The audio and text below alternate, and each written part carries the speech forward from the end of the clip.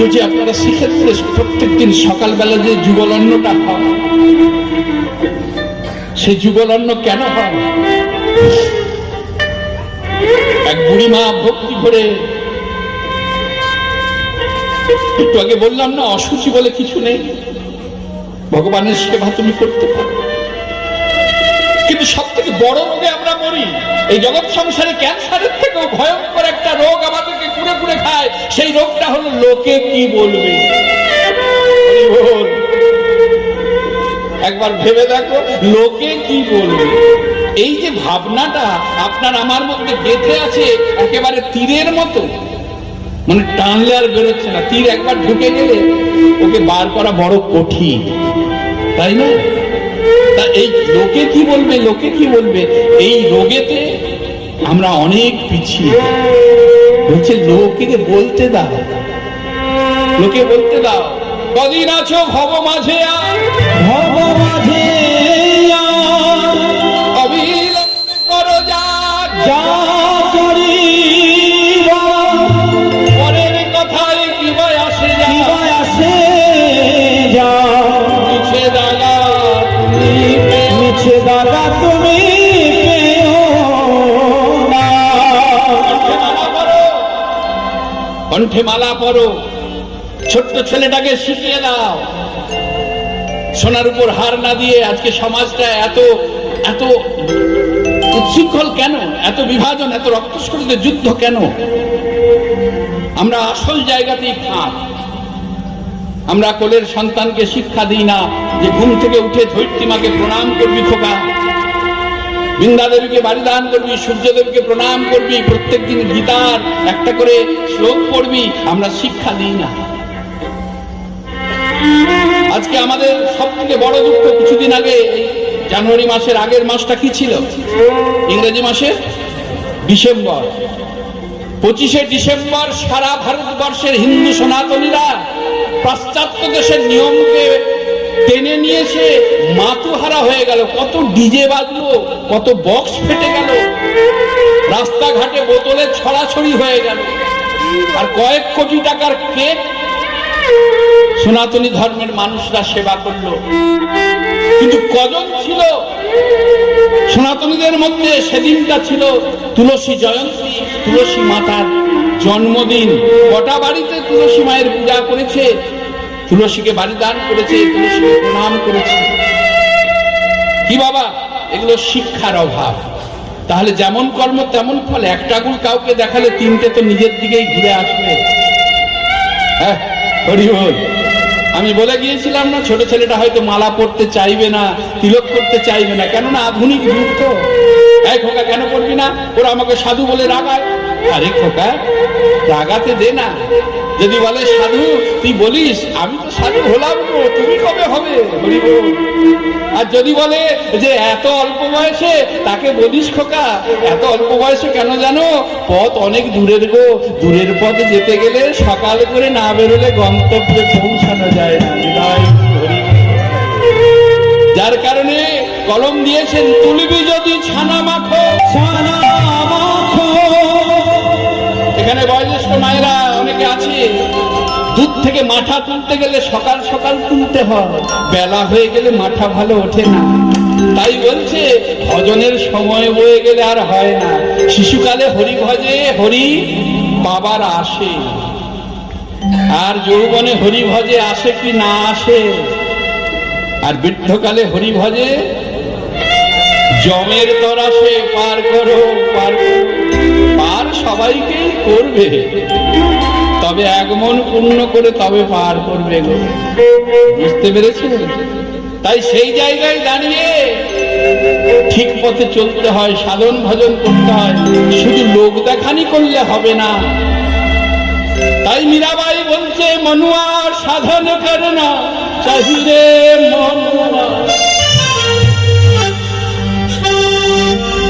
भजन करना चाहिए, भजन करना चाहिए, साधन करना चाहिए, भजन करना चाहिए, साधन करना चाहिए, भजन करना चाहिए, साधन करना चाहिए।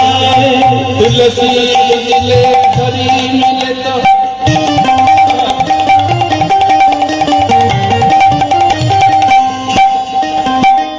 मैं पूजा बुझा पत्थर मिले हरि मिले तो मैं पूरी बहार भजन करना चाहिए साधन करना चाहिए भजन करना चाहिए साधन करना चाहिए। तुलसी गाছকে পূজা করে আমি ভগবানকে লাভ করব, বলছে জীব যদি তুলসী গাছকে ভজনা করে ভগবানকে লাভ করতে মায়েরা, তাহলে আমরা যা লোভী বা আমরা যা চালাক, আমরা তুলসী গাছের বাগান করে পড়ে থাকতাম। কি বাবা, থাকতাম কিনা? আবার অনেকে বলে পাথরকে পূজা করে জীব যদি ভগবানকে লাভ করত, তাহলে যেখানে গণ্ডকী পাহাড়, যেখানে পাথরের জন্মস্থান, সেখানে আমরা ধর্ণা দিয়ে পড়ে থাকি। যেখানে পাথর জন্ম নিচ্ছে, বলছে হবে না। আবার অনেকে বলে দূর দূর, আমি প্রত্যেক দিন গঙ্গা স্নান না করে জলগ্রহণ করি না।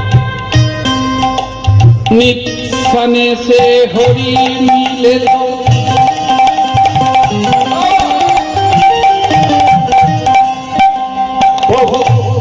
জল জন্তু হল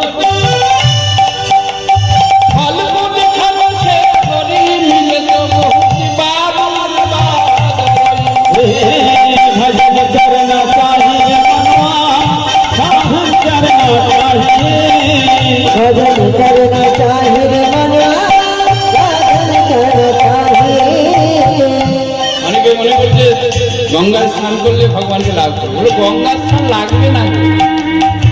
অনেকে কুম্ভে গিয়েছিলাম না আমরা, আমিও গিয়েছিলাম, মিথ্যে বলবো না, আমিও ছুটেছিলাম। ওই যে বলে না আবেগে ভাসে বাঙালির হুচু, আমি সবাইকে বলে বেড়াই, সেদিন আমিও ভুলে চলে গেছি। এই যে আসছে বসন্ত পঞ্চমী, আমি গিয়েছিলাম ওই সরস্বতী পূজার দিনের যে যোগটা ছিল,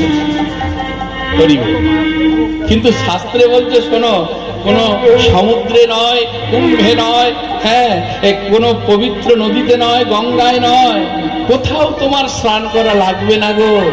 তুমি যদি পারো একজন সদ্গুরু বৈষ্ণবের চরণ ধুলিতে স্নান করে দিও। বৈষ্ণবের চরণ ধুলি তাহে মোর স্নান কেলি। যে বৈষ্ণবের চরণ ধুলিতে স্নান করতে পারবে তার আর কোনো কিছু লাগে না। কিন্তু মানুষ, আমরা শুধু ভুল ব্যাখ্যা করি। ওই একটা জায়গায় বলেছে না যে মাগুর মাছের ঝোল, মুখে বলো কি যেন ঘোর যুবতীর কোল, আর মুখে বলো হরি বল। ভালো করে কথাটা শোনো, কি বলছে? মাগুর মাছের ঝোল, ঘর যুবতীর কোল, আর মুখে বলো হরি বল। এখন এটাকে নিয়ে সাধারণ মানুষ ব্যাখ্যা করলো, বাহ ওই তো বলছে মাগুর মাছের ঝোল, মানে বেশ মাছের ঝোল টোল খাওয়া যাবে, আবার সংসার করে যুবতীর সঙ্গও করা যাবে, আর যখন ফাঁকে সময় পাবো হরি বল বলবো, এই মানে করে তারা চলছে। তোমরা যত সব এই খেয়েও না, ওই খেয়ে না, সেই খেয়েও না। আচ্ছা, এখন একজন প্রশ্ন করছে, আচ্ছা বাবা এই আমিষ খাওয়া ভালো না নিরামিষ খাওয়া ভালো? আচ্ছা আমি কি করে বলবো বলুন? কি গো মায়েরা, আমিষ সেবা করা ভালো না নিরামিষ সেবা করা ভালো? তবে এটুকু বলা যেতে পারে, শোনো বন্ধু, যারা মনে মনে ভাবছো আমিষ ভালো না নিরামিষ ভালো, তোমরা ডিসকভারি ন্যাশনাল জিওগ্রাফি চ্যানেল দেখেছেন? সেই চ্যানেলেতে দেখবেন বাঘ হরিণ শিকার করছে, দেখায় কিনা? হরিণকে তাড়া করেছে, এত গতি ছুটছে, তবে সব হরিণ তো ধরা পড়ে না, কোন কোন হরিণ আবার বেঁচেও যায়। কিন্তু যখন ওই দৌড় প্রতিযোগিতা হচ্ছে, হরিণ বাজার জন্য ছুটছে আর বাঘ তাকে ধরার জন্য ছুটছে, যখন ধরতে পারলো না বাঘও দাঁড়িয়ে গেল, বাঘ দাঁড়িয়ে গেল, হরিণও কিছুটা দূরে গিয়ে দাঁড়িয়ে পড়লো। এইবার দাঁড়ানোর পরের অবস্থাটা দেখেছো কোনোদিন? লক্ষ্য করে দেখবে, বাঘ এই যে এতটা ছুটেছে, ছুটে গিয়ে দাঁড়িয়েছে, বাঘের এতটা জিভ বেরিয়ে যায়, করে হাঁপায় কিনা? হাঁপায় তো নাকি? তাহলে বাঘ কি খায়? বাঘ মাংস খায়। আর হরিণ দেখবেন ছুটে গিয়ে দাঁড়ায়, সে কিন্তু হাঁপায় না জিভ বার করে, সে চঙ্গম করে দেখে যে আবার আসছে না। তাহলে হরিণ কি খায়? ঘাস পাতা খায়। বলছে যদি হাঁপাতে চাও তাহলে মাংস খাও, আর যদি না হাঁপাতে চাও তাহলে ঘাস পাতা খাও। নিতাই গৌর হরি বল, হরি কৃষ্ণ। আমার গৌর হরি বলে গেছে তার প্রিয় ছিল লাউ, থোড়, মোচা, গর্ভ মোচা, কি এইসব সেবা করতো। কচি লাউ দিয়ে মা পায়েস তৈরি করে দিত। এইসব আমাদের ঢুকবে না। রাধে রাধে রাধে।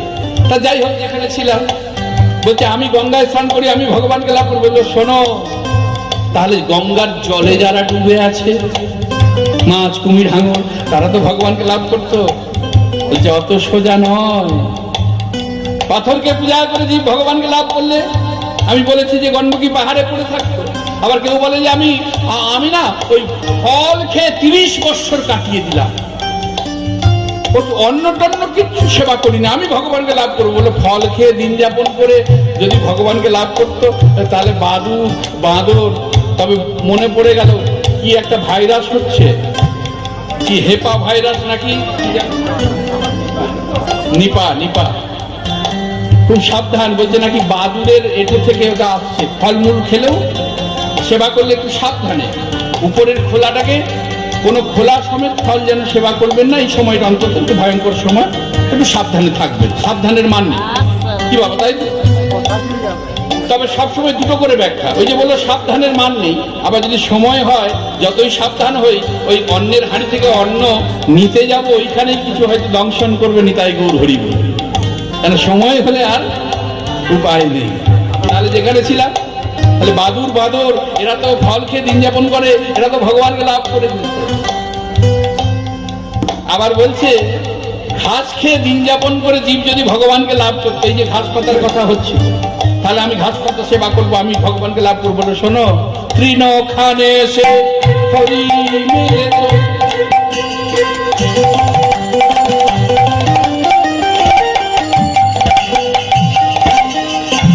बहुत मृगी अजा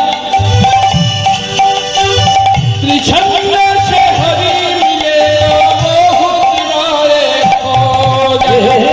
भजन करना चाहिए मनवा, साधन करना चाहिए। भजन करना चाहिए मनवा, भजन करना चाहिए। বলতে শোনো, ঘাস খেয়ে দিন যাপন করলে, ভগবানকে লাভ করলে, মৃগ মানে হরিণ আর অজা মানে ছাগল, এটা তো ঘাস খেয়ে দিন যাপন করে হবে না।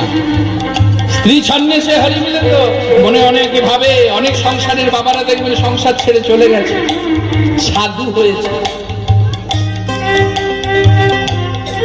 বলছে আমি ভগবানকে লাভ করবো। বলছে শোনো, অত সোজা নয়, সাধু সেজো না, সন্ন্যাসী সেজো না, অন্তর মনকে সন্ন্যাসী করো। তাই মনে পড়ে এক বেটা ওই সংসার ছেড়ে চলে গেছে। সংসার ছেড়ে গিয়ে একটা তেঁতুল গাছের তলায় বসে ভজন করছে, একটা বৃক্ষতলে বসেছে। নারদ ওই পথে যাচ্ছে, নারদকে বলছে ঋষিবর, তোমার সঙ্গে তো ভগবানের ভালো লিঙ্ক, তা এই যে আমি সংসার ছেড়ে এসে ভজন করছি, কবে পাবো একটু জিজ্ঞাসা করবেন।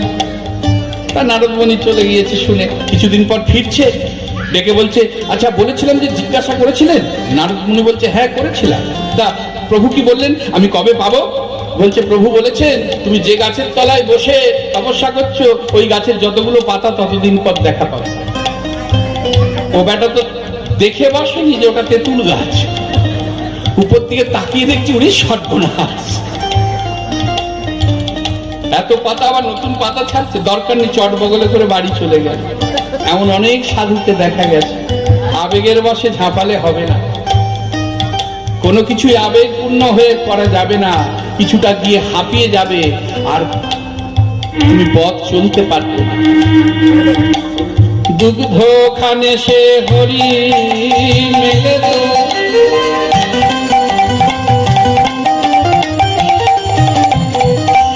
बहुत बरस वाला मेरा प्रेम से नहीं मिले। भजन करना चाहिए मनवा, साधन करना चाहिए भजन करना चाहिए मनवा साधन करना चाहिए भजन करना चाहिए मनवा साधन करना चाहिए भजन करना चाहिए मनवा साधन करना चाहिए भजन करना चाहिए मनवा साधन करना चाहिए भजन करना चाहिए मनवा साधन करना चाहिए भजन करना चाहिए मनवा साधन करना चाहिए भजन करना चाहिए मनवा साधन करना चाहिए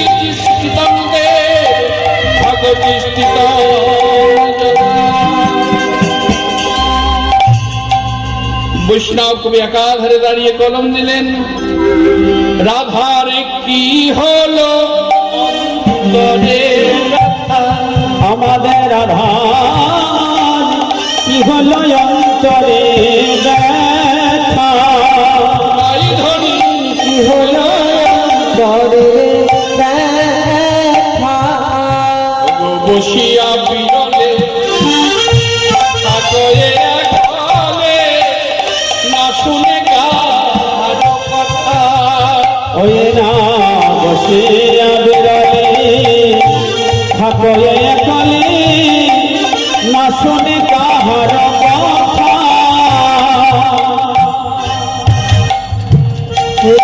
আজকে রাধা রানী আমার একা একা বসে বসে কি যেন ধ্যান করছে, সদাই ধ্যানে চাহে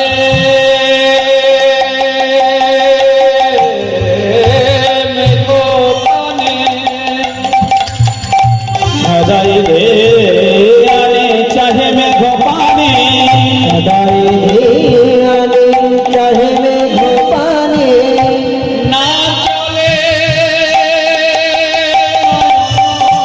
তারা ধরে না চলে নয়ন তারা সদাই রে আনে চাহে মেঘ পানে না চলে নয়ন তারা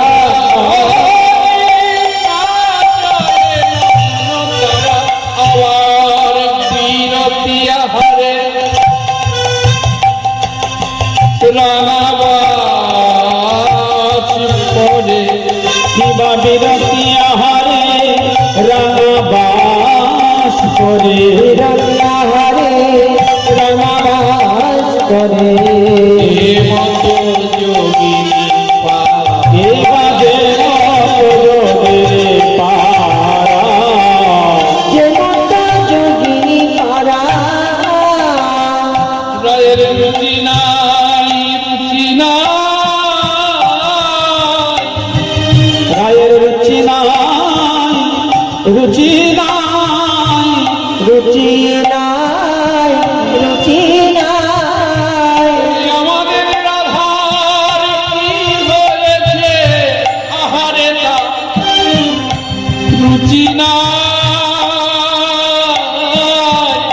আমাদের রাধার কি হয়েছে বলে আমাদের রাধার কি হয়েছে আমাদের রাধার কি হয়েছে আহার তার রুচি নাই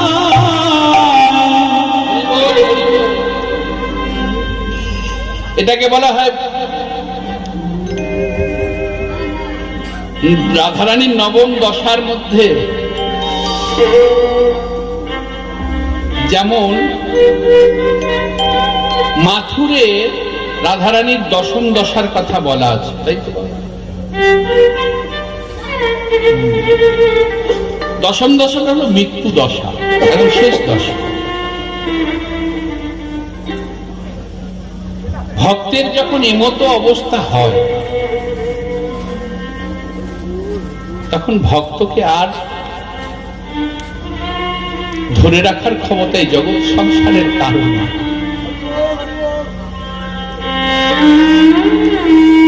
যার কারণে আমাদের শিক্ষা নিতে গেলে আমরা যখন তীর্থ ভ্রমণে যাই, সভা মাঝে বসেছেন ভক্তমতী মায়েরা, ভক্তমণ্ডলী,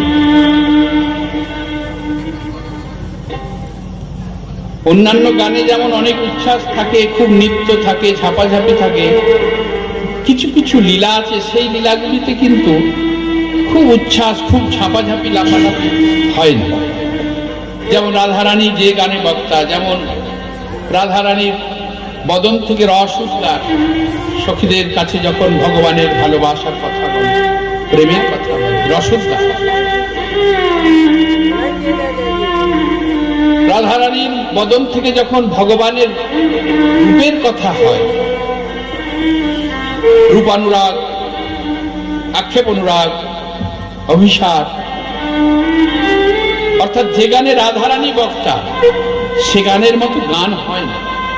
কিন্তু সেই সকল গান বর্তমান যুগে আমাদের মতন ভক্তদের অনেকটা অসুবিধা হয়, কেন বিনোদন হয় না। তো অনেক ভক্তের মধ্যে বিনোদন চাই, আনন্দ চাই। দু একটা ভজন হবে, খুব হাতের তালি দিয়ে, অনেক জায়গা আছে। আমি যদি 4 ঘন্টাও গান করি, দেখেছি 4 ঘন্টা সঙ্গীত পরিবেশন হলো, তারপরেও দেখবেন মিলন হবার পর এবার সবাই এসে বলে, বাবা ভজন গান, ভজন গান, ভজন গান। তাহলে এতক্ষণ কি হলো, এতক্ষণ কি শ্রবণ করলে? সব থেকে বড় কথা, কীর্তনের শেষে দুটো ভজন গাওয়া বড় কথা নয়, যে কীর্তনের পরিবেশনে শ্রোতা বক্তার সঙ্গে মধুর প্রেম নিবেদন হলো, ওই একটা ভজন নিয়ে যখন আমি মনটাকে অন্যদিকে ঘুরিয়ে দিলাম, সেটা হৃদয়ঙ্গম আর থাকলো না, সেটা তখন নষ্ট হয়ে যাবে। কেননা বছর তো একবার এই জায়গায় কীর্তন, আবার একটা বছর অপেক্ষা। এবার যাদের সম্ভব হয় তারা দূরান্ত কীর্তন শুনতে যেতে পারে। তা যেখানে ছিলাম, যেখানে যেখানে আপনারা যাবেন, যদি অনুমতি করেন আমি আপনাদের কাছে একটু বলি, যদি কখনো আপনারা নবদ্বীপ যান, নবদ্বীপ গিয়ে শুধু ওই কত হাত গৌরাঙ্গ মহাপ্রভুকে বিগ্রহ রূপে রেখেছে দর্শন করব, ধামেশ্বর দর্শন করব, টোল মন্দির দর্শন করব, বিষ্ণুপ্রিয়া প্রাচীন মায়াপুর দর্শন করব, মায়াপুর দর্শন করব, আরতিতে নাচবো, প্রসাদ পাবো, কি প্রসাদের স্বাদ, একটু হই হই করবো, চলে আসবো না। যদি কখনো নবদ্বীপে যান, নবদ্বীপে গিয়ে আমার ভগবান শ্রী গৌরহরি যেখানে বর্তমান এখন আছে, সচিমায়ের রন্ধনে কথা দিয়েছিল, শিবা সঙ্গনে, তো ওই শিবা সঙ্গনে আপনারা যাবেন।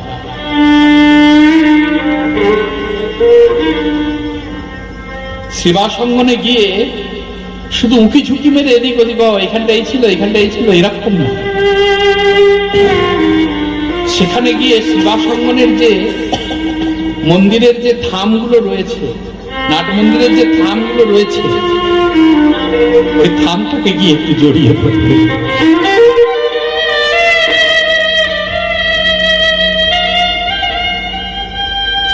থামটাকে জড়িয়ে ধরে থামের মধ্যে কানটা পাতবে, অন্তর থেকে বলবে, প্রভু তোমার ওই কোকিল কণ্ঠস্বরে হরিনামের প্রতিধ্বনি শ্রবণ করে কত পশু পাখি, কত জীব উদ্ধার হলো। আমি কি তোমার ওই হরিনামের প্রতিধ্বনি শুনতে পাবো না? আজও সেখানে কীর্তন হচ্ছে। ওই যে শ্লোকে বলে না, অদ্যাবতী সেই লীলা করেন কোন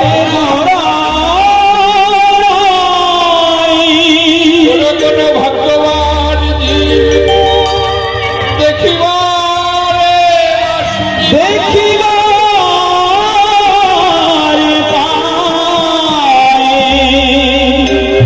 ভক্তিমার্গের কথা। তবে তো হবে দর্শন, তবে তো হবে আকুতি। যখন শ্রীক্ষেত্র দর্শন করতে যাবেন, শ্রীক্ষেত্র দর্শন করতে জগন্নাথ শুধু জগন্নাথকে দর্শন করলাম, বা বড় বড় চোখ দেখলাম, সমুদ্রে ঝাঁপাই দিলাম, বেড়া খাজা কিনে ঘরে উঠলাম না। জগন্নাথ দর্শন করতে প্রবেশ করে নাট মন্দিরটা এখনো বর্তমান, ওখানে একটু গড়াগড়ি দিয়ে ফটিক স্তম্ভটা রয়েছে, ওটাকে একটু আলিঙ্গন করবে। কেন জানো মায়ের তাকিয়ে দেখবেন, প্রত্যেকদিন আমার গৌর হরি ওটাতে হাত দিয়ে দাঁড়াতে, আর আমার প্রভুর নয়নের বাড়ি অবিরত পরিষ্কার হতো।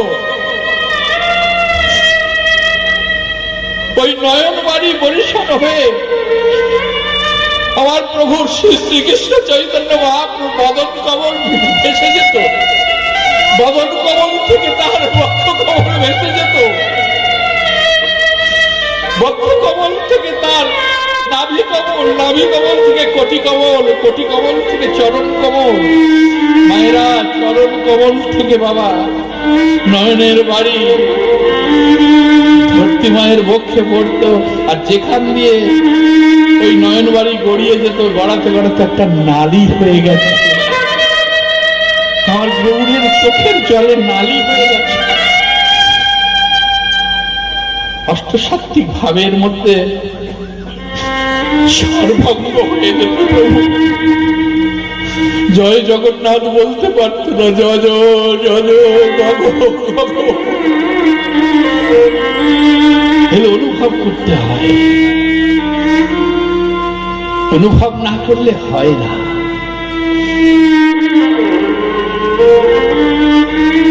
নামের আচার্য যখন নবদ্বীপ ছেড়ে চলে গিয়েছিলেন, আমার প্রভু 3 দিন নয়ন বন্ধ করেছিল, মনে মনে বলেছিল গৌর বিনা নবদ্বীপ, গৌর শূন্য নবদ্বীপে কি দেখব। হরিদাসকে যখন করুণা করেছিল, কৃপা করেছিল, হরিদাসের জন্য যখন প্রভু ব্যথা পেয়েছিল, হরিদাস প্রভুকে বলেছিল তুমি আমার জন্য ব্যথা পাচ্ছ, আমাকে ছেড়ে চলে গেলে।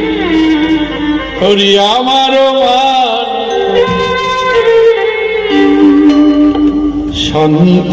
সন্তাপনাশিনী, এতে যদি তোমার দুঃখ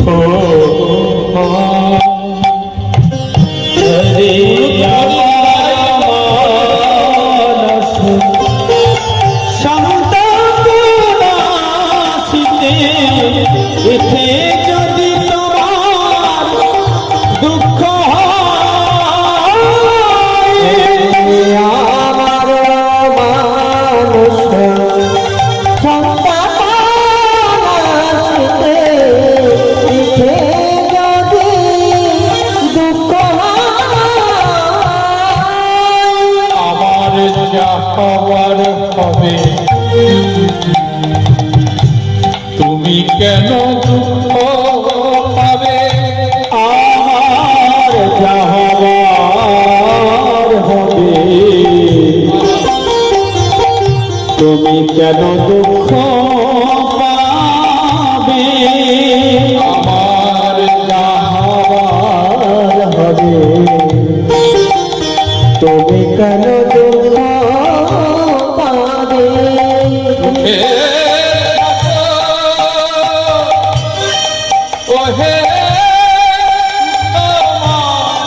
যাহবার হবে। তুমি কেন দুঃখ পাবে, সুখে থাকো তুমি, ওহে সুখ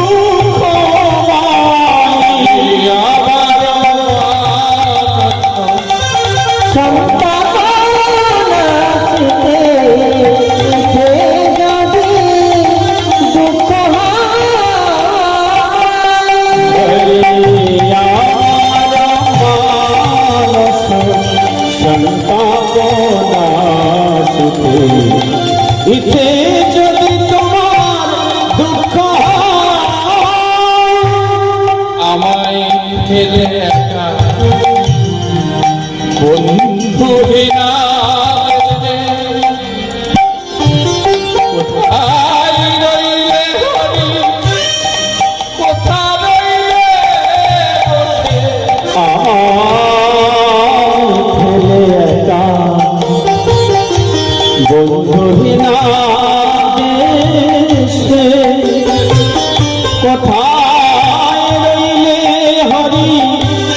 কোথায় বসে একা বন্ধু দেশে কোথায় হরি কোথায় বসে আমি তোমার ওই উদ্দেশ্যে যাব সেই দেশে। আমি তোমার উদ্দেশ্যে যাব সেই দেশে তোমার উদ্দেশ্যে যাব সে দিতে লাগো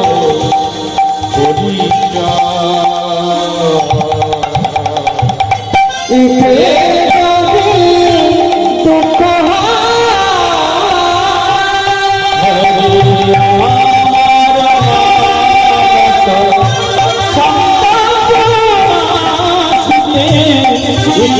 যদি তোমার দুঃখ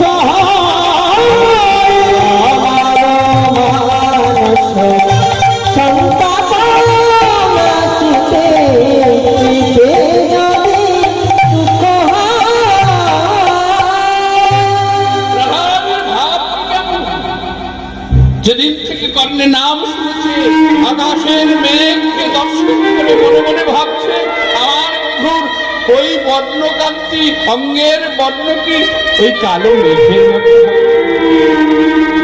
দেখো অনুভবটা কেমন। কেন ভগবানের তো কোনো রূপ হয় না, ভগবানের কোনো রূপ হয় না। যেমন জলের কোনো রং নেই, জলের মধ্যে যে রং তুমি প্রবেশ করাবে জল সেই রঙে রাঙিত হবে। আমার ভগবানকে ভক্ত যেমন আসলে বসায় আমার ভগবান তার কাছে ঠিক সেইভাবেই ফলাবে। তাই পবিত্র করতে হয় আসনকে আগে।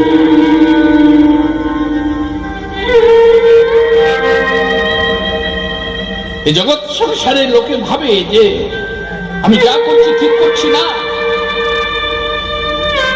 মনে মনেও কখনো বিন্দু মাত্র কারো প্রতি হিংসা বিদ্বেষ কিছু বস্তুর প্রতি লোভ যদি ভক্তের জন্মায় তার ভজন মার্গে দাগ পড়ে যাবে। তাই খুব সাবধান থাকতে। কেন বারে বারে বলে সাধু সাবধান? সাধারণ মানুষকে তো বলে না সাবধান, কি বলে? বলে সাধু। আরে সাধু তো সাবধানই আছে, তবু সাধুকে বলছে সাবধান। জগৎ সংসারের ভক্ত মার্গকে বলছে সাবধান হও, সাবধান। গুরুর কাছে গেছে দুই শিষ্য, গুরুদেব চরণে আশ্রয় দিন, তা বেশ কিছুদিন ফিরিয়ে দিয়েছে গুরুদেব। পরীক্ষা করছে, ফিরিয়ে দেওয়ার পর বেশ বছর 2-3 পর গুরুদেব দুটো তাজা পায়রা দিয়েছে দুইজনকে। গুরুদেব এগুলো কি করব? যাও এগুলো নিয়ে গিয়ে আড়ালে তোমরা এই দুটো পায়রাকে মেরে আমার কাছে নিয়ে এসো।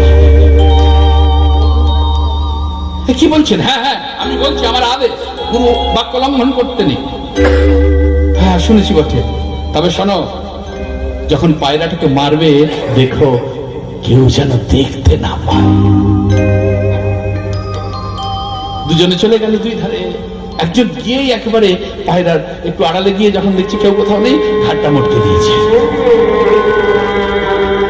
গুরুদেবের কাছে নিয়ে চলে এসেছে। আর একজন সারাদিন ঘুরে ঘুরে ঘুরে ঘুরে পায়রাটিকে আর মারতে পারল না। গুরুদেবের কাছে এসে বলছে ক্ষমা করুন গুরুদেব, ক্ষমা করুন, আমি মারতে পারিনি। কেন? ওই যে আপনি বলেছেন যখন মারবো তখন যেন কেউ না দেখতে পায়। খুঁজতে খুঁজতে আমি নির্জন স্থান খুঁজে পেয়েছি বটে, কিন্তু যখনই মারতে যাচ্ছি তখনই আমার মনে পড়ছে কেউ না দেখলেও আমার অন্তরে যে বিরাজ করছে সে তো দেখছে, সে তো দেখছে। জীবাত্মা রূপে যে বিরাজ করছে তার চোখে কি করে ফাঁকি দেব? বিবেক যে আমাকে দংশন করবে। তখন গুরুদেব বলল, শোনো, যে পায়রা মেরেছ সে বাড়ি যাও, এখনো সময় হয়নি। আর তাকে যত্ন করে বক্ষে জড়িয়ে ধরে গুরুচরণে আশ্রয় দিল। তাহলে সাবধানে চলতে হয়। মিথ্যে কেন বলবো? অল্পতে কেন সন্তুষ্ট হব না? কিসের জন্য? কিসের জন্য? এই জগৎ সংসারে কেউ কারো নয়, স্বার্থময় জগৎ। যার কারণেই তো গৌর হরি প্রত্যেকটা ভক্তকে অনুগ্রহ করেছে। অনুগ্রহ করে কি করেছে? তাকে আগে নিঃস্ব করেছে। লক্ষ্য করে দেখো, মুর্শিদাবাদ, কান্দি এখনো প্রাসাদ বর্তমান। সেই প্রাসাদের রাজা কে ছিলেন? লালা বাবু।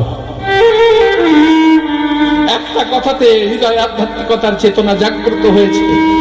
সবকিছু ছেড়ে তার সন্ধানে চলে গেছে, আগে নিঃস্ব করেছে। সনাতন গোস্বামী, রূপ গোস্বামী, রঘুনাথ দাস। সনাতন গোস্বামী, যার এত সম্পদ, 1 লক্ষ স্বর্ণ মুদ্রা কর দিতেন নবাবকে, তাহলে কত ধনী বুঝতে পারছেন? তখনকার দিনে 1 লক্ষ স্বর্ণ মুদ্রা। একটা কম্বল কাঁধে করে নিয়ে এসেছিল, সেটাও আমার গৌর হরি মেনে নেয়। সনাতন সব ছাড়লে কম্বলের মায়া ছাড়তে পারবে না। মায়া থাকলে হবে না। রঘুনাথ দাস, যার দেবরাজ ইন্দ্র সম সম্পদ, আগে নিঃস্ব করেছে। কেন জানো? ভক্তকে নিঃস্ব কেন করে জানো? নিঃস্ব যতদিন না হবে, যতদিন তুমি এই অর্থের মোহে শুধু অর্থ সঞ্চয় করতে থাকবে, তোমার আপনজন সেই অর্থের লোভে তোমাকে জীবিত রাখবে। কেন না? তার লোভ কাজ করবে, ততদিন তোমার সঙ্গ ছাড়বে না। কেন? তুমি গেলে তার সেই সম্পদের অধিকার হবে। তাই সম্পদ যখন চলেই যাবে, সেটা তো সেই শেষের দিনে এই জগৎ সংসার ছেড়ে চলে যায়, তার আগেই কেন ছাড়বো না? তাই তো প্রভু অনুগ্রহ করে সব কিছু নিঃস্ব করে। কেন?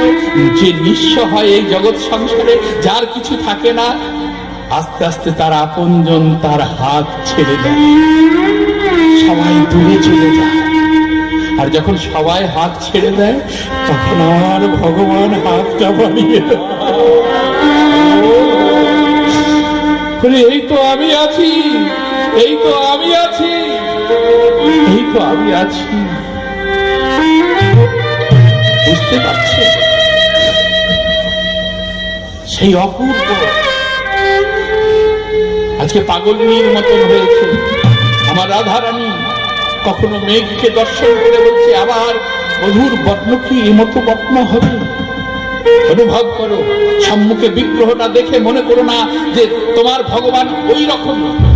একজন ঠাকুমা এসেছে রামকৃষ্ণ পরমহংসদেবের কাছে, ঠাকুর ঠাকুর আমার ভগবানের সেবা হবে না, আমার ঠাকুরকে ডাকা হবে না। বলতে কেন?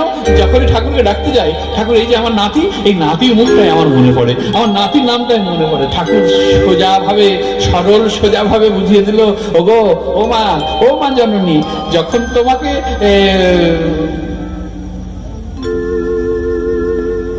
ভগবানকে ডাকতে গিয়ে তোমার ওই নাতির কথাই মনে পড়ে, তা তোমাকে একটা কথা বলি শোনো। তা যখন তোমার ভগবানকে ডাকতে গিয়ে নাতির বদনটাই মনে পড়ছে, নাতির নামই মনে পড়ছে, তা তোমার নাতিটাকেই ভগবান বলে মেনে নাও না, নিতাই গৌর হরি বল। তাহলেই তো ল্যাটা ছুটে গেল, ভগবত সেবা হবে।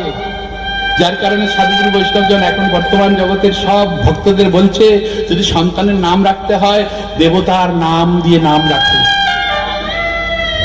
অনেক দেবতার নাম আছে, ভালো ভালো নাম আছে, দেবতাদের সেই নামের মধ্যে নাম রাখো। কেন না? যদি অসাবধানতে আমি তাকে ডাকতেও ভুলে যাই, অন্তত পক্ষে যতবার তাকে ডাকবো, আমার নিজের ছেলেকে ডাকবো, আমার তার ভগবানের স্মরণ হবে।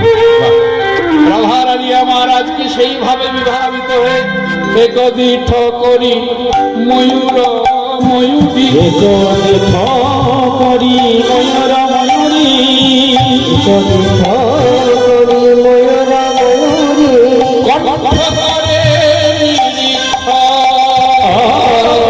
একদিঠ করি ময়ূর ময়ূরী কণ্ঠ করে নিরীক্ষা কণ্ঠ করে নিরীক্ষ। আর ময়ূর আর ময়ূরীকে দর্শন করে তার ওই নীল কণ্ঠ দর্শন করছে আর মনে মনে ভাবছে আমার মধুর বর্ণ এমন হবে নাকি ওই ময়ূরের কণ্ঠের মতো ময়ূর কণ্ঠী মানে নীল বর্ণ হবে আমার মধুর বর্ণ। তার ময়ূর তার এক জায়গায় দাঁড়িয়ে থাকে না, চলে যাচ্ছে বলে রাধারানী আমার কেঁদে কেঁদে বলছে ওরে দাঁড়া ময়ূর একবার দাঁড়া। ওরে দাঁড়া ময়ূর একবার দাঁড়া দাঁড়া ময়ূর একবার দাঁড়া আমি ময়ূর ধরে দর্শন করি। ওরে দাঁড়া ময়ূর একবার দাঁড়া তোকে নয়ন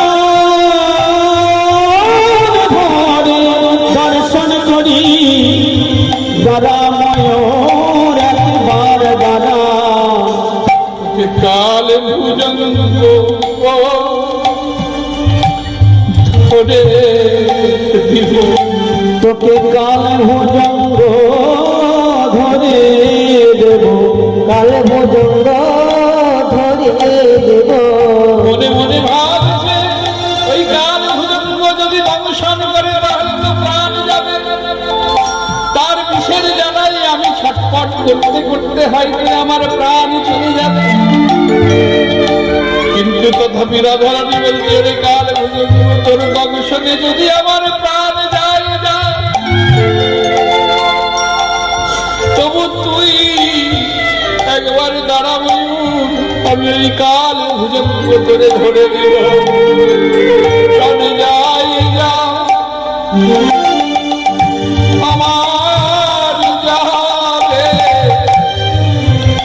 আমি কাল ভুজঙ্গ ধরে দেব প্রাণ যায় যাক আমার যাবে ময়ূর একবার প্রাণ যাক আমার যাবে ময়ূর একবার দাঁড়া প্রাণ যাক আমার যাবে তোরে কাল ভুজঙ্গ ধরে দেব রাধে রাধে রাধে রাধে রাধে রাধে।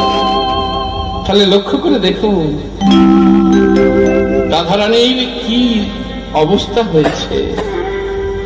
সখীরা আর থাকতে পারছে না এই রাধারানীর অবস্থা দর্শন করে। চণ্ডীদাস পদকর্তা বলছে চণ্ডীদাসে কয় করি অন্য থেকেছে কালিয়া ফাঁদে। এই জগতে সংসারে যারা আমার ভগবানকে ভালোবাসে যারা আমার ভগবানকে ভালোবাসে শুনে নাও তার জীবনে দুঃখ দুঃখ দুঃখ দুঃখ কিন্তু সর্ব দুঃখে শত শত দুঃখে বেদনা কষ্ট কিছু মনে না করে যদি ঈশ্বরকে ভুলে না যায়। মনে করে দেখো সুদামার কথা, যে সুদামা পরম মিত্র ছিল পরম বন্ধু ছিল, তার জীবনটা কেমন কেটেছে। দুঃখ কষ্ট, ঘর নেই খাবার নেই, এমন অবস্থা বন্ধুর সঙ্গে দেখা করতে যাবে, লজ্জায় স্ত্রীকে বলছে আমি যাব না, আমি তার কাছে কিছু চাইতে পারবো না, আর আমি যেতেও পারবো না। সে যদি বলে এতদিন পর বন্ধু দেখা করতে এলি, আমার জন্য কি নিয়ে এসেছিস কি দে। আপনারা জানেন চিড়ের যে খুদ হয় না, সেইগুলো নিয়ে গিয়েছিল। তাহলে ভক্তিটা কোন জায়গায় গিয়েছিল? সেই ভক্তির জোরে আপনারা সভা মাঝে বসেছেন, ভক্তিমতী বা ভক্তমণ্ডলী একটু অনুভব করুন, ভক্তির জোরেতে সুদামা আমার ভগবানকে দিয়ে তার চরণ ধৌত করিয়ে নিয়েছে। ভক্তের ভগবান বলে না, সুদামার চরণ ধৌত করে দিয়েছে। তাই সখীরা বলছে, ওগো রাধে, আমরা দেখছি কি করা যায়। এই বলে বিশাখা বলছে, রাধে ধৈর্য ধর, তোর সেই যার কথা চিন্তা করছিস তাকে যদি পারি নিয়ে আসবো। এই বলে বিশাখা বেরিয়েছে। আর এদিকে প্রাণ গোবিন্দ আমার ওই একই ভাবে বিভাবিত কালিয়া দমন যখন করেছিলেন, তখন আমার রাধা রানীকে দর্শন করেছিলেন। দর্শন করে আমার গোবিন্দের এমতো অবস্থা হয়েছে, বাঁশি বাজাচ্ছে না, হ্যাঁ, চূড়া বাঁধা নেই। সুবল সখা আমার কানাইকে জিজ্ঞাসা করছে, আরে এই কানাই তোর কি হয়েছে বল, হ্যাঁ কি হয়েছে বল। যখন এমন করে দুজনের কথা হচ্ছে, বিশাখা সুন্দরী তখন ওই মাধবকে খুঁজতে যাচ্ছে। আর মহাজন এক পাশে দাঁড়িয়ে কলম দিলেন, ওই দেখো সুবলে নাগরে কহিছে কথা, ওই সুবল নাগরে কহিছে কথা,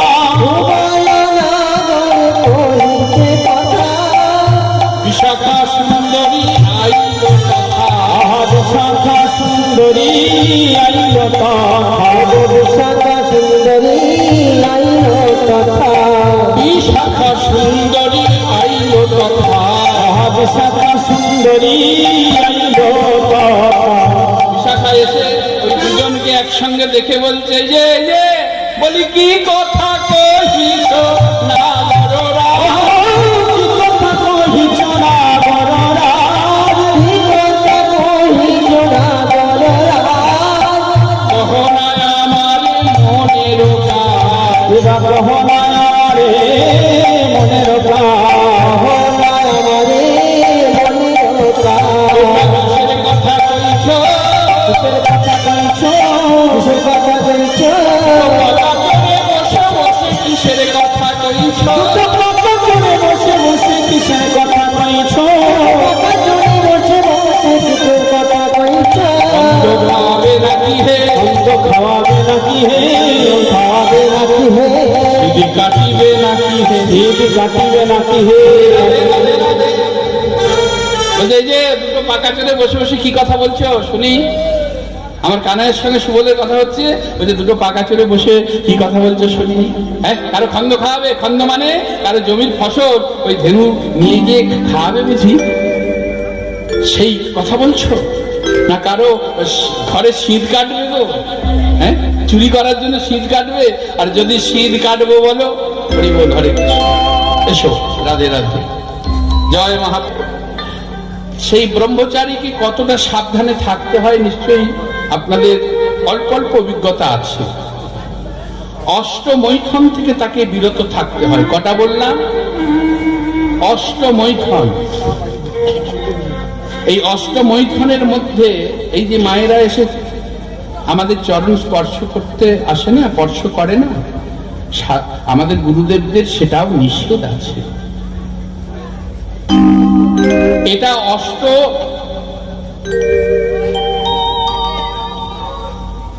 আটটার মধ্যে একটি পাঠ, অষ্টমৈথুনের মধ্যে এটা একটা মৈথুন। ভালো ভালো পোশাক পরা এটা একটা মৈথুন, ভালো ভালো সেবা করা এটা একটা মৈথুন। মানে এই ব্রহ্মচারীকে সে ব্যাখ্যা আসরে না করাই ভালো, কেননা এগুলো গোপনের ধন।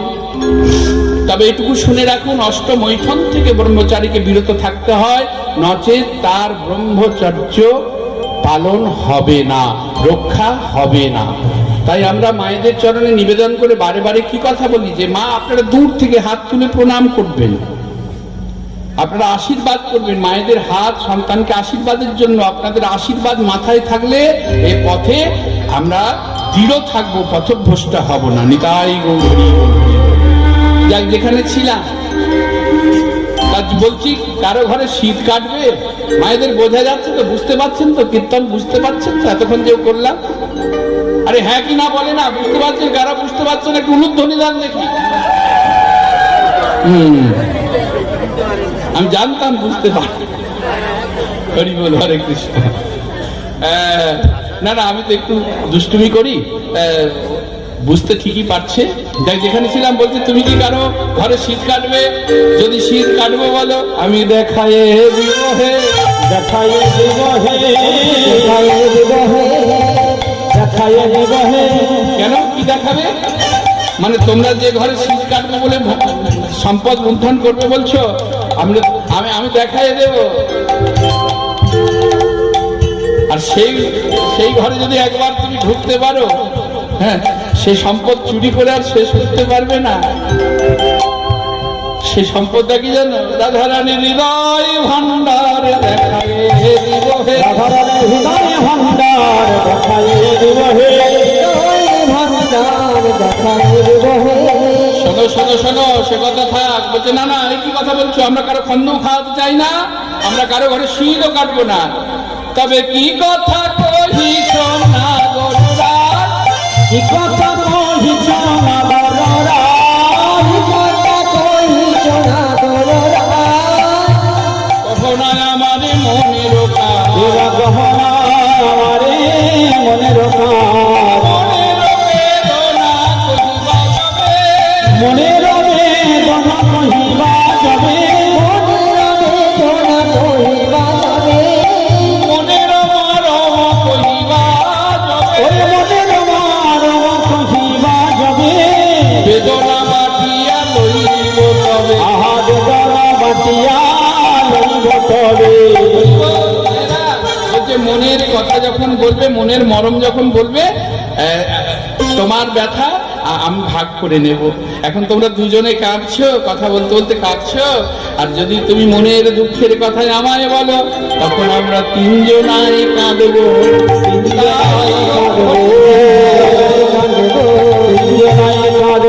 গলা জড়াজড়ি করে তিনজনাই কাঁদবো। গলা জড়াজড়ি করে তিনজনাই কাঁদবো, গলা জড়াজড়ি করে তিনজনা কাঁদব। এতে কেউ শুনিয়া হয়ে ভাষা, ধীবরে ঘিরিল মিনের বিনেরও বাসা।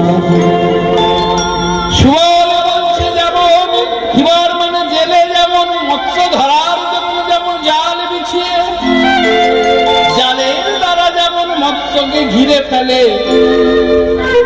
আজকে আমার কানায়ে এই মন যেন সেই ধীবরের জালের কাছে ধরা পড়েছে। এত শুনি দুটি মুখে ধরো এর পানি, হ্যাঁ,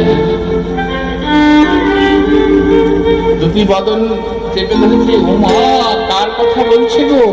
কার কথা বলেছে? যেদিন কালীয় দমন করেছিলাম, সেদিন অনেক রমণী এসেছিল দেখতে, হ্যাঁ, সেখানে দেখেছিলাম আমি 2 2 4 4 দুগুণে 8। সে রমণীদের কি অপূর্ব দর্শন, কি রূপ! আর সেই রমণীর মাঝখানে একজন রমণী, তাকে দর্শন করে সেদিন থেকে আমার এমন অবস্থা হয়েছে। তুই যখন জিজ্ঞাসা করছিস, তবে বলিস তার কথা যদি বলতে পারিস, তখন প্রাণ গোবিন্দ বলতে লাগলেন, সজনী ও ধনী কে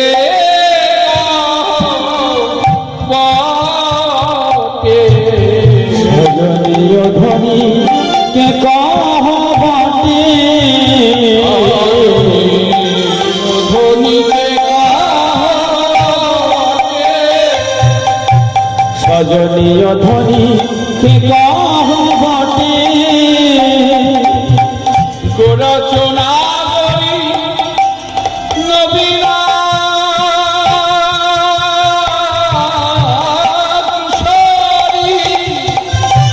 গোরচনা ধরি নবীনা কিশোরী, ও রচনা করি নবীনা কিশোরী।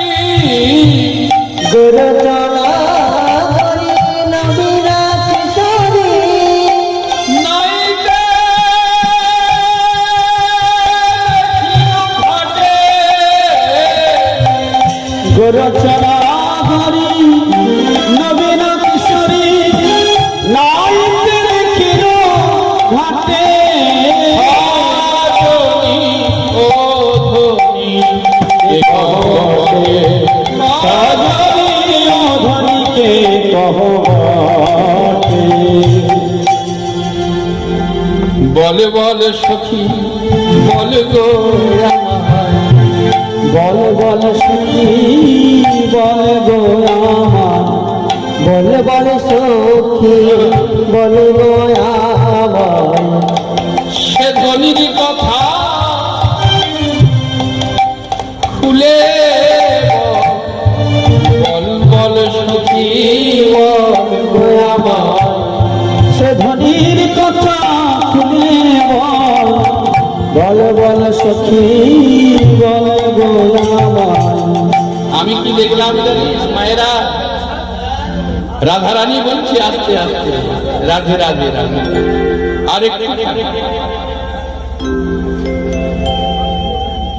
একটু ধৈর্য ধরুন লক্ষ্য করে দেখুন লীলা শ্রবণ করতে গিয়ে আজকে যে লীলাটি আপনারা আস্বাদন করলেন এই লীলাগুলি একার দ্বারা সম্ভব হয় না কেননা রাধারানীর পূর্ব রাগ মালদার দিকে যদি কীর্তন হয় আমরা ভয়ে কীর্তন করতে যেতে পারি না অনেক ভয় লাগে ভয়ে ভয়ে যেতে হয় কেন এই রাধারানীর পূর্বরাগ সকাল থেকে শুরু হবে মায়ের একদম পরের দিন সকাল পর্যন্ত 8টা পর্যায় হবে শুধু রাধারানীর পূর্বরাগ হবে আবার সকাল থেকে শুরু হবে কৃষ্ণের পূর্বরাগ তারপরে আগে জন্মলীলা হয়ে যায় মানে ওদিকে এক একটা আসরেতে মানে কি বলবো অনির্বাচনীয় মুখে বলা যাবে না একটা আসরে তো আমার এখনো ভাগ্য হয়নি যাবার আমন্ত্রণ পেয়েছিলাম ডেটে হয়নি বলে যেতে পারিনি মানে সেখানে 72টা লীলা হয় কি বাঁশ বেড়ে নাকি যেন বাঁশ বেড়িয়া বলে মালদার একটি জায়গা আছে 72টা 9 দিন ধরে হবে বুঝতে পারছেন বাবা একবারে সেসব লীলা এদিকে হয় না ভগবানের মৃত্তিকা ভক্ষণ চাঁদ ধরা শকট ভঞ্জন পুতনা বধ তারপরে দাম বন্ধন অনেক কিছু লীলা আছে ভগবানের বাল্য লীলার মধ্যে এসব লীলা দিকে হয় চাঁদ ধরা মৃত্তিকা ভক্ষণ শকট ভঞ্জন দাম বন্ধন তারপর ফলক্রয় অনেক কিছু লীলা আছে ভগবানের বাল্য লীলা সব ওদিকে হয় আমাদের দিকে 2-4টে লীলা ঘোরাঘুরি করে তার মধ্যে হয়তো কিছু কিছু গৌর লীলা থাকে বেশিরভাগ মেদিনীপুরে নতুন কীর্তন এলে শ্যামানন্দ আমরা গেয়ে থাকি ভক্ত শ্যামানন্দ তারপরে কিছু গৌর গান আছে মাটির গৌরাঙ্গ পিসিমার গৌর নিতাই নিত্যানন্দের বিবাহ গৌর বিষ্ণুপ্রিয়ার বিবাহ জবন হরিদাস চাঁদ কাজী উদ্ধার তাই তো নাকি চাপাল গোপাল উদ্ধার এইসব পালাগুলো সচরাচর আর কৃষ্ণলীলার মধ্যে মোটামুটি দান মান মাথুর নৌকাবিলাস সুবল মিলন প্রভাত যজ্ঞ এসবগুলো হয় কিন্তু ওই দিকে লীলা শুনলে মানে মাথা খারাপ হয়ে যাবে তাই আমরা আজকে রাধারানীর এবং শ্রীকৃষ্ণের উভয়ের পূর্বরাগ শুনছি রাধারানীর অল্প করে পূর্বরাগ শুনেছি কৃষ্ণের পূর্বরাগ হচ্ছে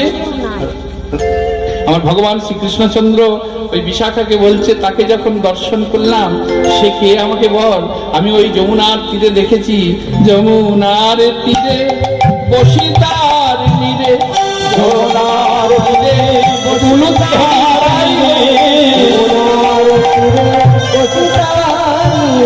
আহা পায়ের উপরে পা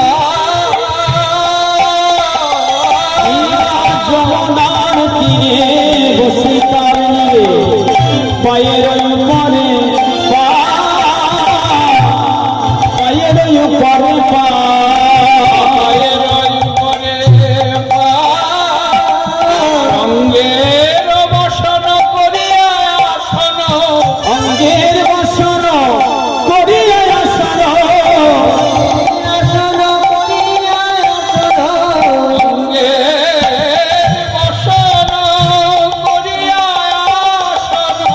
সঙ্গের বসন করিয়া আসন সে ধরি মারিছে গা আহা সধনি মাঝিছে গা মাঝিছে গা আমার মনে হয় এই প্রতিমা যার ঘরে পূজিত হতো বলিব সেই প্রতিমার পূজা না করতে পেরে মনে মনে ভেবেছিল যে আমি যমুনায় বিসর্জন দেব, কিন্তু যমুনাতে বিসর্জন দিতে এসে এতদিন হয়তো প্রতিমার বদন ভালো করে সেই পূজারি দেখে না। যমুনার তীরে যখন বিসর্জন দিতে এসেছে, শেষবারের মতো যখন পূজারি ওই প্রতিমার বদন দর্শন করেছে, পূজারি দর্শন করে ওই প্রতিমার বদন দর্শন করে আর প্রতিমাকে বিসর্জন করিতে পারে না। তাই ওই পূজারি ওই যমুনার তীরে ওই প্রতিমাকে বসায় সে মনের দুঃখে গৃহে ফিরে গেছে। প্রাণ গোবিন্দ বলছে আমি কি দেখলাম জানি, ওই যমুনার তীরে বসেছে, তার পায়ের উপর পা মানে চরণের উপর চরণটা তুলেছে, যমুনার তীরে বসেছে, চরণগুলি নীরে মানে জলে, আর বসেছে নিজেরই শাড়ির আঁচলটাকে পেতেছে, আসন করেছে, আসন করে বসেছে আর সে ধ্বনি মাঝিছে গা।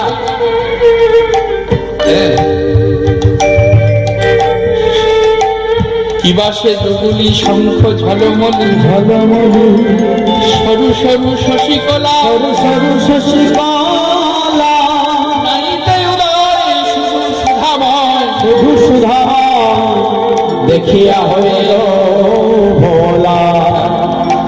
তাকে দর্শন করে আর নয়ন ফেরাতে পারলাম না। যেন সুধা, চারিদিকে যেন সুধা সুধা, কি অপূর্ব কি অপূর্ব। তারপরে কি দেখলাম জানিস নাকি? তারপরে দেখলাম নাই আজ উঠিতে নিতম্ব তটেতে, সুনায় উঠিতে নিতম্ব তটেতে, উঠিতে নিতম্ব তটেতে, সিনাই উঠিতে নিতম্ব তটেতে, সুনায় উঠিতে নিতম্ব তটেতে, করিছে চিকুর রাশি, সুনায় উঠিতে নিতম্ব তটেতে, করেছে চিকুর রাশি। কালিয়া আধার কনক চাঁদা, কালিয়া আধার কনক চাঁদা, কনক চাঁদা, শরণ রইল আছি, দেবা শরণ নয়ন আসে, দেবা শরণ লইয়া আসি। মানে যখন মায়েরা স্নান করে যখন উঠে এলো চুলে, আর ওই চুলের অগ্রভাগ মানে চুলের ডগা দিয়ে যে বিন্দু বিন্দু করে জলটা ঝরে পড়ে, রাধারানী যখন স্নান করে যখন উঠে যাচ্ছে, গোবিন্দ দর্শন করেছে, যখন উঠে যাচ্ছে একে কালো মেঘের ন্যায় তার কেশরাশি, আর সেই কেশরাশি অগ্রভাগ দিয়ে যে জলবিন্দু পড়ছে মনে হচ্ছে যেন এক একটা মুক্তা ঝরে পড়ছে। তাহলে সব নয়নে তার এমন দর্শন হবে না, তাহলে দর্শনের মতো নয়ন চাই, তাই তো নাকি? আর কাঁদিয়া আধার মানে অন্ধকারও কেঁদে ফেলছে, সেই কেশরাশি তার সেই বর্ণ দর্শন করে স্মরণ নিচ্ছে সে। শুধু তাই নয়, এ তো তা হলো হলো দর্শন করলাম, তারপরে আমার প্রাণ যেন কে যেন নিংড়ে নিল। কেন? চলে নীল শাড়ি নিঙারি নিঙারি, চলে নীল শাড়ি নিঙারি নিঙারি, চলে নীল শাড়ি নিঙারি নিঙারি। এখন তো পুকুর নদীতে স্নান উঠে গেছে, এখন সব ঘরে স্নান, সাবমার্সিবলে শাওয়ারে, তাই তো নাকি গো মায়ের? কিন্তু এখন অনেক অল্প নদী পুকুরে মায়েরা যখন স্নান করে, স্নান করার পর মায়েদের একটা অভ্যাস আছে, ওই শাড়িটাকে ঠিক হাঁটু তো নিয়ে ঠিক এইভাবে জলটাকে নেংড়ায় না, তা স্নান করে উঠে যখন ওই শাড়িটা নেংড়াতে নেংড়াতে যাচ্ছে, আমার গোবিন্দ সেই দৃশ্যটাকেই যেন বিশাখার কাছে বলছে, চলে নীল শাড়ি নিঙারি নিঙারি চলে নীল শাড়ি নারী নিঙারি বলে সহিত মরব, চলে নীল শাড়ি নারী নিঙারি পরাণ সহিত মোর, পরাণ সহিত মোর। সেই হইতে মোর মনোমথ যোগ। সেদিন থেকেই আমার এই অবস্থা হয়েছে। প্রাণ আমার নিঙারে নিল, প্রাণে আমার নিঙারে নিল, প্রাণ আমার নিঙারে নিল। আমি আমাকে আমি নাই রে, প্রাণ আমার নিঙারে নিল, আমাকে আর আমি নাই, প্রাণ আমার নিঙারে নিল, ওরে আমার আর আমি নাই রে, আমাকে আর আমি নাই রে, প্রাণ আমার নিঙারে নিল।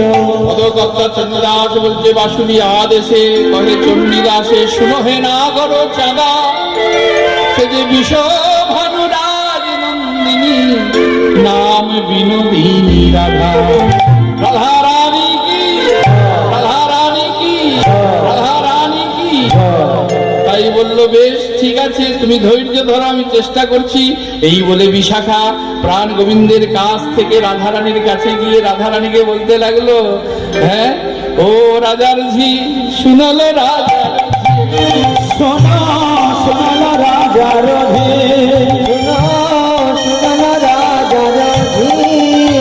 তোরে কহিতে আসিয়াছি, এ কথা কহিতে আসিয়াছি, কথা কহিতে আসিয়াছি। তাহারে দেখিয়া এই, কি করেছি, মাথা খারাপ করে দিয়েছিস তো, হ্যাঁ একেবারে মাথাটা শেষ করে দিয়েছি। আর সে কথাটাই তো বলতে এসেছি। কি কথা, না তাহারে দেখিয়া ঈষৎ হাসিয়া, ধরিলি সত্যি গলে, তাহারে দেখিয়া শত হাসিয়া ধরি শত্রুর গলে। তাকে দর্শন করে হাসতে হাসতে সখীর গলে ধরেছি। সে আর থাকছে না, ওই ওই ওই ওই বলে কাঁদছে, তার অবস্থা খুব খারাপ। তোকে এখন যেতে হবে রাধে, তুই না গেলে সে প্রাণে রক্ষা পাবে না। রাধারানী বলে, সখী রে, আমি তার কাছে যেতে চাই, কিন্তু কেমন করে যাব গুরু গুরু জানা। এই বাদিনীর ঘরে আমি বাস করি, কেমন করে আমি যাব বল। সখীরা বললো, আমরা তো রয়েছি, সখী বিনা লীলা সম্পূর্ণ হয় না, আমরা রয়েছি, তুই তুই তৈরি হ, তুই তৈরি হ রাধে, তুই তৈরি হ। তাই রাধারানী আমার তৈরি হচ্ছেন আমার গোবিন্দ অভিসারে যাবে বলে, আমার গোবিন্দ অভিসারে যাবে বলে রাধারানী তৈরি। আর চুপচাপ বসে থাকলে হবে না, উলুধ্বনি জয়ধ্বনিতে একবারে স্থানকে মুখরিত করে উদ্ভাসিত করতে হবে। রাই সাজে বাঁশি বাজে,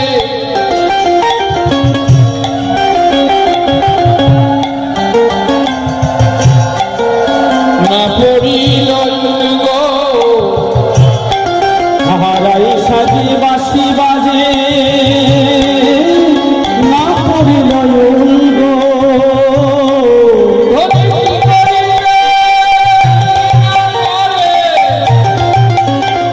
ধনির সবই হলো ভুল গো,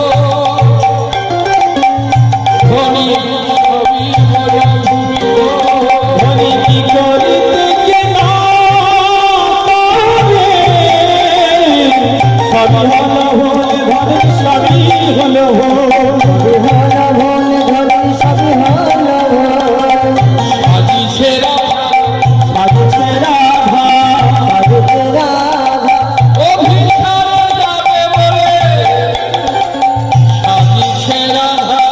অভিসারে যাবে বলে, সাজিছে রাধা, অভিসারে যাবে বলে সাজছে রাধা। পুরে আসলে রায়